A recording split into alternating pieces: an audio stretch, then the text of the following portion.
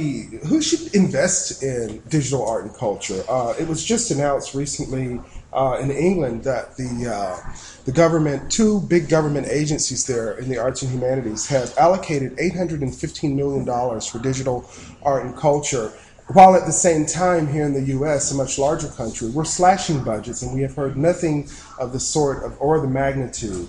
Is this just the responsibility or sort of the objective of private corporations to invest in digital art and culture, or should government agencies at the local, state, and federal level also be thinking about this?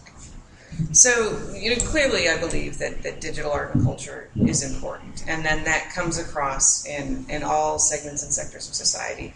And when you think about investment, particularly government investment, it comes in different areas. It comes in education. Right. And, we certainly have outreach into education. We have certain philanthropic efforts in education. Could you give an example of that? Well, the Adobe Youth Voices actually is a fantastic program. Okay. And, if we want to go into more of that later, I think it merits a separate discussion too, because it's a wonderful program. It really focused on digital storytelling, like making videos, movies about things that... And this is part of your philanthropic. Yeah, that these kids, particularly in areas that are not very privileged, so trains the teachers how to teach video storytelling, and then they make movies on things that are important to them, and they're amazing. I mean, they are astonishing what these kids come up with. But so back to the investment question, I think that investment in education, which typically is a government-funded area, so we make some private investment. Obviously, I think that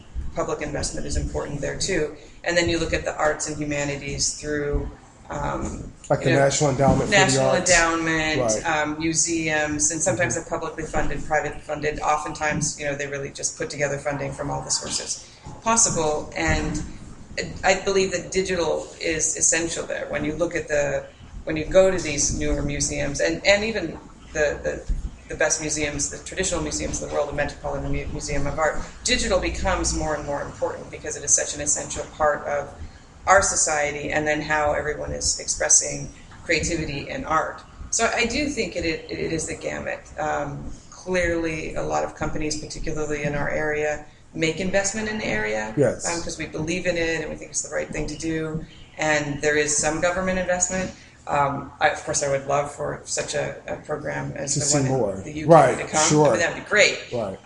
But I do think it is kind of a shared cultural experience and is important through public and private.